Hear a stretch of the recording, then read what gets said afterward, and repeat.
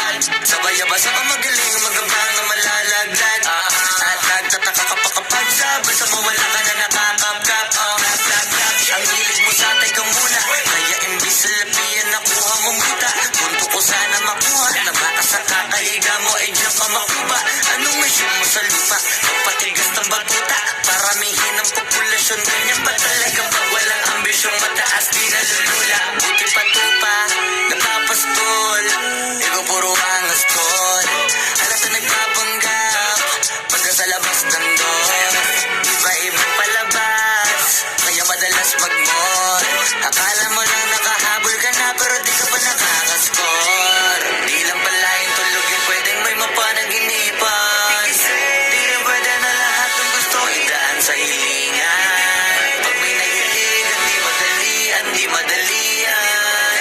Pag di magiging, sige, di magpursige kasi di pa ulit.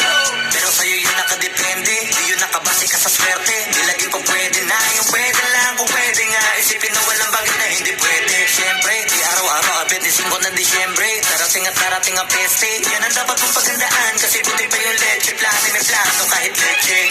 Akala ko ayaw mo ng dilata, pero lagi ka nakahilata. Kala ko ayaw mo tumunganga, pero inuuna mo bunganga. Kala ko gusto mo ng biyaya, pero lagi ka nakatihaya. Sarili mo din ang dinadaya, kasi sa katamaran mo siya niyaya. Dapat kasi di ka pumapaya. Ikaw din naman ang mahihirapan, tsaka ikaw din ang manghihinaya sa masasayang. Hoy batugan, di ka pa mayaman, wala ka pang matabang wallet. Bakit di ka makabangon, baka alam mo ka mo, tapos kunan mo naman magnet. Mahiga-higa lang sa higa, akala mabiyaya sa iyo ang kusang lalapit. Di ba kahanip, di nagpapanip, sa di ka ba walang budget, o sadya wala ka lang target. Yung iba namang mga tamad, meron din kakaibang mindset. Kaso lang hindi natin alam kung utak mo talaga nila ang ginagamit o gumagamit. Pag walang-wala at pagkakailangan din sa pataling kumakapit. Pag walang arip, sige ang dali, sige ituloy mo pa pare hanggang hindi ka pa sumasabi. Sana malaman mo sarili mo na sanay na ng puro kaingi.